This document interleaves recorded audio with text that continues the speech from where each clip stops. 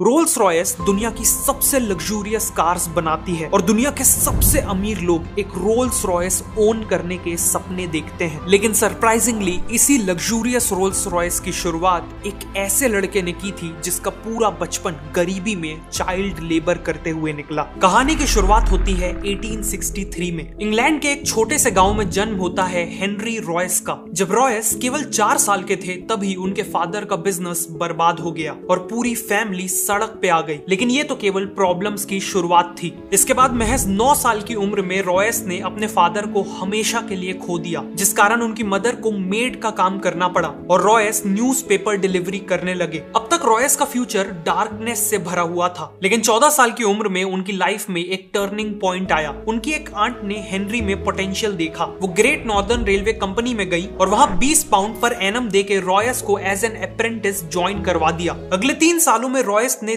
दिन रात एक कर दिए। दर्जनों बुक्स पढ़ के और फैक्ट्री में प्रैक्टिकली काम करके कारपेंट्री, मैथ्स और सबसे इंपॉर्टेंट इलेक्ट्रॉनिक्स का काम सीखा। 17 साल की एज तक वो एक फुली केपेबल मैकेनिक बन चुके थे। 21 साल की एज आते तक वो मैक्सिम वेस्टर्न नाम की कंपनी में एज एन इंजीनियर काम कर रहे थे, लेकिन फाइनेंशियल डिफिकल्टीज के चलते ये कंपनी बंद होने वाली थी। ऐसे में रॉयस के पास कई और कंपनीज में जॉब लेने का ऑप्शन था, लेकिन उन्होंने अपनी खुद की इलेक्ट्रिकल इंजीनियरिंग कंपनी खोलने का फैसला लिया। उन्होंने अपनी 20 पाउंड की सेविंग्स यूज की और मैनचेस्टर में एक छोटे से ऑफिस स्पेस से शुरुआत की एफएच रॉयस एंड कंपनी की। उन्होंने अपने एक दोस्त अर्नेस्ट क्लेरेमोंट को एज अ पार्टनर भी ज्वाइन करा लिया। इनिशियली सर्वाइव करने के लिए रॉयस को जो भी काम मिला उन्होंने किया, जैसे सुइंग मशीन रिपेयर करना, इलेक्ट्रिकल फिटिंग्स करना वगैरह। लेकिन फिर रॉयस ने देखा कि टाइम के साथ साथ इलेक्ट्रिकल लाइटिंग्स और फिटिंग्स की डिमांड बहुत बढ़ती जा रही है। इसीलिए उन्होंने आर्क लैंप्स, बल्ब होल्डर्स और इलेक्ट्रॉनिक डोर बेल की मैन्युफैक्चरिंग का काम चालू कर दिया और इसी काम ने कंपनी की किस्मत बदल दी। ईयर 1900 तक कंपनी की सेल्स 20,000 पाउंड्स क्रॉस कर गई थी। 38 की एज में रॉयस की एक फैमिली थी और वो एक बहुत बड़ी फैक्ट्री बिल्ड करने का प्लान कर रहे थे। सब कुछ अच्छा चल रहा था कि तभी कहानी में एक ट्विस्ट आता है। 1901 में जर्मन और अमेरिकन कंपनीज ने ब्रिटिश इलेक्ट्रॉनिक्स मार्केट में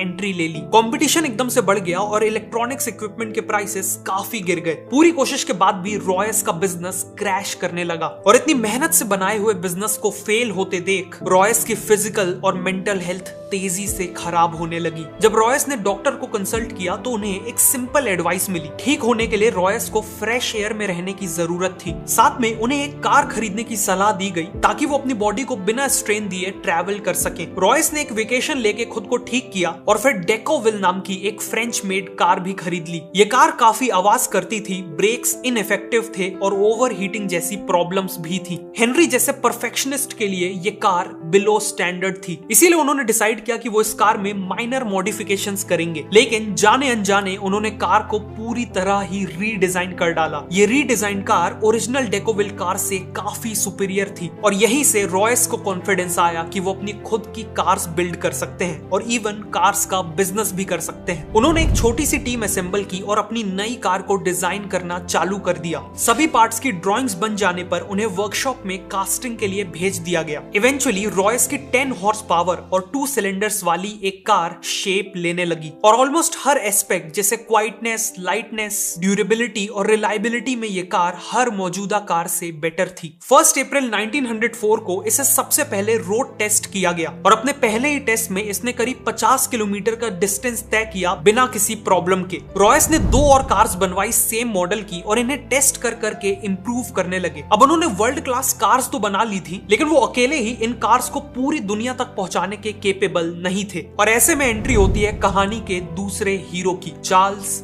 रोल्स। रॉयस एक एग्जीबिशन में अपनी कार्स को प्रेजेंट कर रहे थे और इसी दौरान इन कार्स पे चार्ल्स रोल्स की नजर पड़ी। चार्ल्स रोल्स एक पैशनेट मोटरिस्ट थे और सुपीरियर क्वालिटी की कार्स का सक्सेसफुल बिजनेस करते थे। रोल्स ऑलरेडी एक लग्जरी ब्रिटिश कार मेकर को ढूंढ रहे थे, इसीलिए उन्होंने रॉयस से मुलाकात की और कार्स को क्लोजली देखा। वो रॉयस से इतना इंप्रेस हुए कि बाद में उन्होंने अपने एक बिजनेस पार्टनर से कहा कि उन्होंने वर्ल्ड के ग्रेटेस्ट इंजीनियर को ढूंढ लिया है। अगले 3 महीनों में इन कार्स को बेचने के लिए चार्ल्स रोल्स और हेनरी रॉयस एक जॉइंट वेंचर स्टार्ट करने का अग्रीमेंट करते हैं और इस जॉइंट वेंचर से बिकने वाली कार्स का नाम होने वाला था रोल्स रॉयस। आगे बढ़ने से पहले आपसे एक क्वेश्चन है, क्या आप भी एक सक्सेसफुल स्टार्टअप बिल्ड करना चाहते हैं और खुद के लिए फाइनेंशियल फ्रीडम चाहते हैं? अगर हाँ, तो मैं हाईली रिकमेंड करूंगा कि आप ऑडिबल पे the lean startup audio book को सुने। ये ऑडियो बुक आपको स्टेप बाय स्टेप गाइड करेगी और सिखाएगी कि कैसे टाइम और मनी को बिना वेस्ट किए आप अपने बिजनेस आइडिया को टेस्ट करें, वैल्यूएबल प्रोडक्ट्स बनाएं और बिजनेस को ग्रो करें। ये ऑडियो बुक सच में आपकी लाइफ चेंज कर सकती है। वैसे मैं खुद ऑडिबल को अलग अलग जॉनर्स की ऑडियो बुक सुनने के लिए और इवन वीडियोस की रिसर्च के लिए काफी यूज करता हूँ। ऑल्सो अब आप ऑडिबल में यूपीआई के थ्रू भी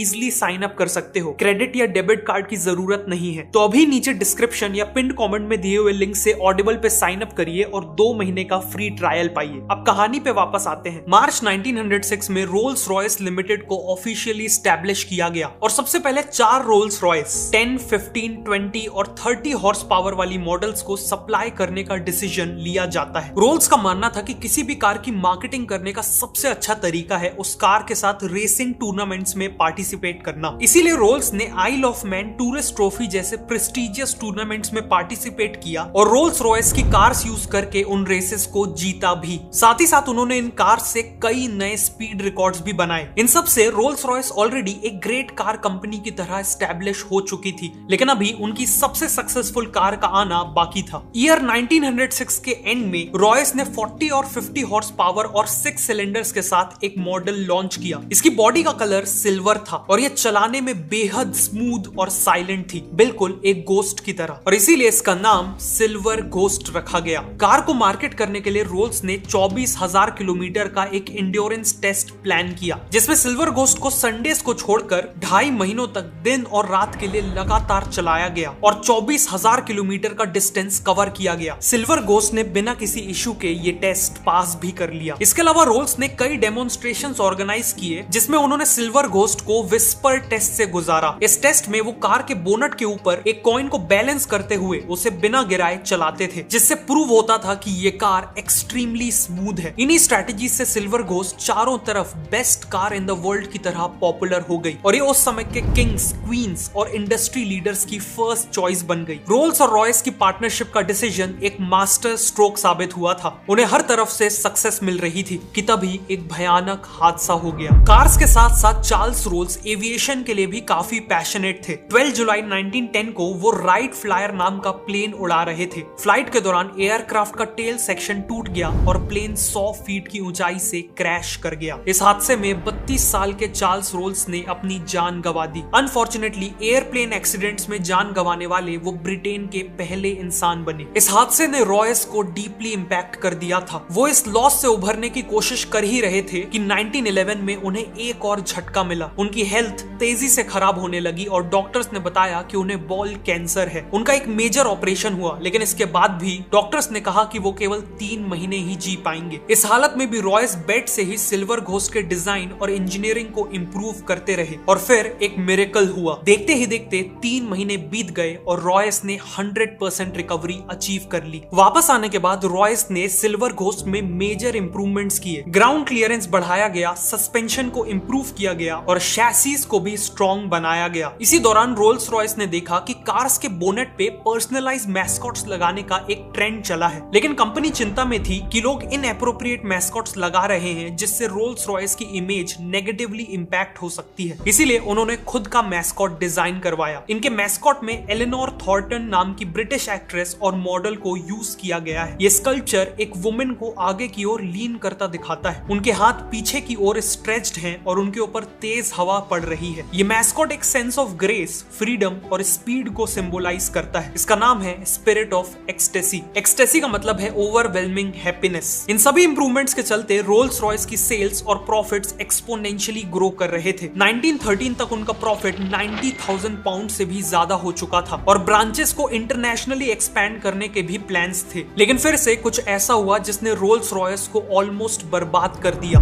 वर्ल्ड वॉर 1। 1914 में वर्ल्ड वॉर 1 की शुरुआत हुई, लेकिन रोल्स रॉयस इसके लिए तैयार नहीं थी। वॉर के कारण इकोनॉमी क्रैश हो गई, जिसका इंपैक्ट सबसे ज्यादा रोल्स रॉयस जैसी लग्जरी कार कंपनीज पे पड़ा। सेल्स क्रैश कर गई और कंपनी को एम्प्लॉयज को फायर करना पड़ा। सभी को लग रहा था कि रोल्स रॉयस वॉर को सरवाइव नहीं कर पाएगी, लेकिन रॉयस के दिमाग में कुछ और ही प्लान्स थे। रॉयस ने मिलिट्री अथॉरिटीज से मीटिंग की, जिसके बाद उन्हें रियलाइज हुआ कि वॉर में रिलायबल और हाई परफॉर्मेंस वाली गाड़ियों की सख्त जरूरत है। इसीलिए रोल्स रॉयस ने सिल्वर घोस्ट को मॉडिफाई करके एक आर्मर्ड कार में बदल दिया। कार की बॉडी में 8 मिलीमीटर मोटा आर्मर लगाया गया, एक रिवॉल्विंग टरेट भी लगाया गया जिसमें एक मशीन गन फिट की गई। इस कार को मिडिल ईस्ट के हार्श डेजर्ट रीजन्स में ऑपरेशंस कंडक्ट करने के लिए यूज किया गया, प्लस इनका यूज स्पाइंग मिशंस के लिए भी हुआ। ऑल्सो क्योंकि सिल्वर घोस्ट चलाने में काफी स्मूथ थी, वो किसी वुंडेड सोल्जर को कैरी करने के लिए भी बेस्ट व्हीकल थी। इसीलिए कई सिल्वर घोस्ट को वॉर एम्बुलेंसेस की तरह मॉडिफाई कर दिया गया। इनमें स्ट्रेचर्स, मेडिकल इक्विपमेंट्स और नर्सेस के लिए सफिशिएंट स्पेस बनाई गई और नाइट टाइम मिशंस के लिए इलेक्ट्रिक लाइटिंग्स फिट की गई। इन एम्बुलेंसेस ने हजारों जिंदगियां बचाई। फाइनली अपनी लग्जरी फीचर्स के कारण वॉर के दौरान रोल्स रॉयस कार्स को high ranking officers, diplomatic missions और किंग मैसेंजर्स के द्वारा भी यूज किया गया। मिलिट्री के साथ क्लोजली काम करते वक्त रोल्स रॉयस को रियलाइज हुआ कि ब्रिटिश एयरफोर्स अपने एयरप्लेन इंजन्स के लिए फ्रेंच कंपनीज पे हेविली डिपेंडेंट थी और गवर्नमेंट डेस्परेटली चाहती थी कि कोई ब्रिटिश कंपनी ही उन्हें इंजन सप्लाई करे। इसी अपॉर्चुनिटी को देखते हुए रोल्स रॉयस ने एरो इंजन मैन्युफैक्चरिंग में एंट्री ले ली। रॉयस ने खुद एरो इंजन डिजाइन सीखा और 1915 में लॉन्च किया अपना पहला इंजन द ईगल। ये इंजन कंपटीशन के मुकाबले ज्यादा रिलायबल, लाइट और फ्यूल एफिशिएंट था। इसीलिए ब्रिटिश एयरफोर्स ने साल के एंड तक 500 ईगल इंजन्स का ऑर्डर दे दिया। लेकिन रॉयस यहाँ नहीं रुके, उन्होंने 1915 एंड में लाइट एयरक्राफ्ट के लिए हॉक इंजन बनाया। 1916 में ईगल का स्मॉलर वर्जन फैल्कन इंजन बनाया और 1918 में लार्ज और लॉन्ग रेंज एयरक्राफ्ट के लिए कॉन्डोर इंजन बनाया। इन इंजन्स के कारण ब्रिटेन को aerial combat, spying missions, anti submarine operations और बॉम्बिंग मिशंस, इन सभी में एक मेजर एडवांटेज मिला और यही उनकी जीत का एक इंपॉर्टेंट कारण बना। रोल्स रॉयस का एरो इंजन मैन्युफैक्चरिंग में एंट्री लेना एक ब्रिलियंट स्टेप साबित हुआ और आज भी हजारों कमर्शियल एयरक्राफ्ट्स और मिलिट्री एयरक्राफ्ट्स में रोल्स रॉयस के ही इंजन्स यूज किए जाते हैं। 1918 में वर्ल्ड वॉर 1 खत्म हो गई और अगले 15 साल रॉयस ने कार्स और एरो इंजन दोनों पे फोकस किया। उन्होंने एक स्मॉलर और चीपर कार लॉन्च की जिसका नाम था 20। अनफॉर्चुनेटली 20 की सेल्स ज्यादा इंप्रेसिव नहीं थी। 1925 तक लग्जरी कार मार्केट में बेंटली, डेल्मर और कैडिलैक जैसी ब्रांड्स के कारण कंपटीशन बहुत बढ़ गया था और रोल्स रॉयस को अपनी पोजीशन मेंटेन करने के लिए एक बोल्ड कार की जरूरत थी। इसीलिए उन्होंने सिल्वर घोस्ट को रिप्लेस करते हुए बेटर परफॉर्मेंस और 4 व्हील ब्रेक्स के साथ लॉन्च की द न्यू फैंटम। फैंटम काफी सक्सेसफुल हुई और इसने वापस से रोल्स रॉयस को लग्जरी कार मार्केट का किंग बना दिया। आगे चल के फैंटम 2 भी लॉन्च की गई जो इक्वली वेल रिसीव्ड थी। 1931 में रोल्स रॉयस ने बेंटली को अक्वायर कर लिया जो बैंकरप्ट होने वाली थी और इसके बाद रॉयस ने डिजाइन की एक और आइकॉनिक कार बेंटली 3.5 लीटर्स, जो रोल्स रॉयस और बेंटली इन दो ग्रेट ब्रांड्स का एक सक्सेसफुल ब्लेंड था। लेकिन अनफॉर्चुनेटली रॉयस कभी भी इस कार को अपनी आंखों से नहीं देख पाए। 22 अप्रैल 1933 को 70 साल के सर हेनरी रॉयस ने अपनी आखिरी सांसें ली कार के प्रोडक्शन से कुछ ही महीने पहले। सर हेनरी रॉयस की डेथ से लेकर आज तक रोल्स रॉयस ने कई अप्स एंड डाउन्स देखे। एक तरफ फैंटम 3, सिल्वर शैडो और घोस्ट जैसी आइकॉनिक कार्स लॉन्च की, तो वहीं दूसरी तरफ 1960s में फाइनेंशियल डिफिकल्टीज का सामना करना पड़ा जिस कारण उनके एविएशन और ऑटोमोबाइल बिजनेस को अलग अलग कर दिया गया और करंटली रोल्स रॉयस मोटर्स को BMW ओन करती है। लेकिन आज भी रोल्स रॉयस अपनी आइकॉनिक कार्स के कारण अल्टीमेट लग्जरी का ग्रेटेस्ट सिंबल है। एक रोल्स रॉयस को ओन करना एक ऐसी मास्टरपीस को ओन करने जैसा है जो रॉयस के परफेक्शन और रोल्स के करिश्मा को सिंबलाइज करती है।